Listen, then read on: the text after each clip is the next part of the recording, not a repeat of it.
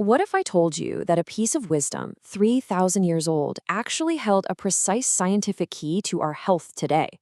It sounds kind of out there, right? But as we're about to see, some of the most ancient warnings are actually incredibly detailed blueprints for how our bodies and minds work. Let's dive in and uncover the secret. So here it is, this really intense warning from the book of Proverbs. His lamp will be put out in deep darkness. I mean, just let that sink in for a second. It's so ominous. For thousands of years, people just took this as, a spiritual threat or some kind of metaphor. But it turns out it's also describing a very real, very physical process. So that's the big question we're tackling, right? What in the world is this lamp, and what is this deep darkness? To figure that out, we have to look at the original language and then connect it to everything we now know about the human body and the brain. Okay, first things first, let's decode the text itself. To really get what this proverb is saying, we have to understand these two really powerful metaphors that are kind of hidden in the original Hebrew. Back in the ancient world, these were not just simple little pictures. The lamp wasn't just, a light bulb. It was a symbol of your actual life force, your vitality, your entire future. And deep darkness, that's not just nighttime. The Hebrew phrase here is super rare, and it means something like the very pupil of darkness. We're talking total, absolute, hopeless ruin. So the proverb is basically saying your whole future, your very life force, will be snuffed out. And this is a big one. The word curse here means something way deeper than it sounds in English.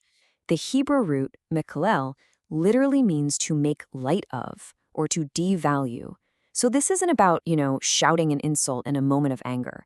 We're talking about a profound, ongoing rejection and devaluing of your own origins, the very people who gave you life. Okay, so we've got the metaphors down. But how does devaluing a parent literally cause your lamp to go out? Well, this is where modern science comes in and gives us a stunningly clear answer. It's pretty wild.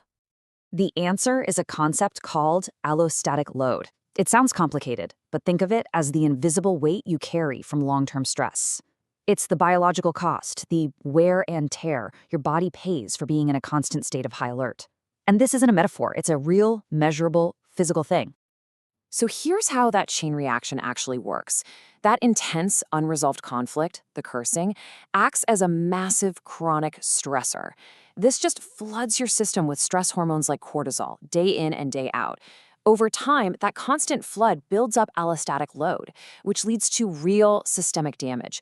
We're talking a higher risk of heart disease, a trashed immune system, depression. So you see, your lamp is your body's vitality, and this process is literally what puts it out. But the damage isn't just physical. Not at all. The proverb is also describing this profound psychological war that can just tear a person apart from the inside out. And this internal war, it has a name in psychology: cognitive dissonance. You know that awful, squirmy feeling you get when your actions are in direct conflict with your core beliefs? Our minds hate that feeling, and they will do some crazy things to make it go away. And here's how it plays out. On one side, you have this deep, maybe subconscious belief, I should respect my parents. But on the other side, you have your action, I cursed my parent. The mental stress from that contradiction is massive. So to get rid of that stress, what does the mind do? It often justifies the action by making the parent seem even worse, which just reinforces the hatred and digs you deeper into this horrible, vicious cycle. And on a brain level, these moments of pure rage are driven by a little part of your brain called the amygdala. It's your emotional fire alarm.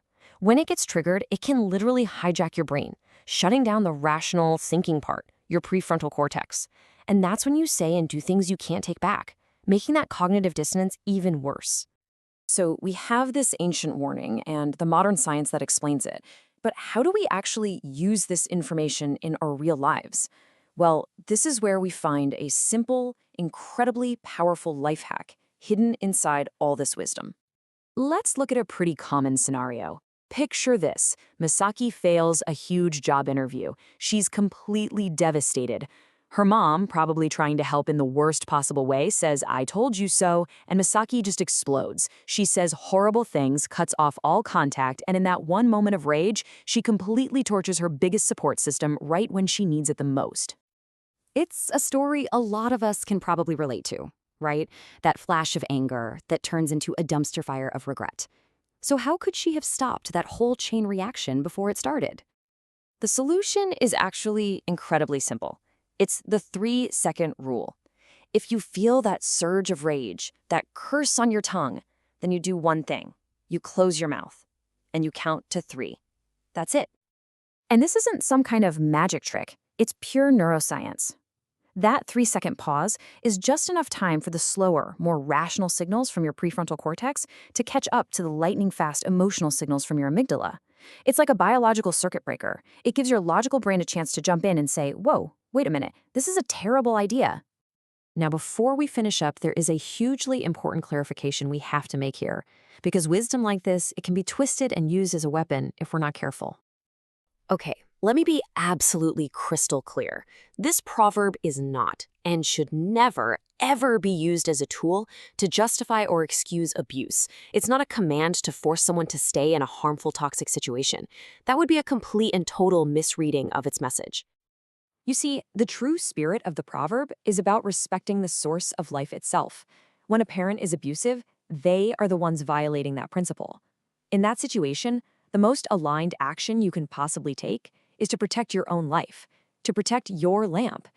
Self-preservation isn't cursing your origins, it's honoring the life they gave you by keeping it safe. So a 3,000-year-old proverb isn't just some dusty old warning. It's a guide to our own biology and our own psychology. It teaches us that how we relate to our own past, to our origins, has a direct physical impact on our future. And that leaves us with one last thought. If this ancient secret holds true for our families, where else might it apply? To our communities? Our history? Maybe even our relationship with the planet itself?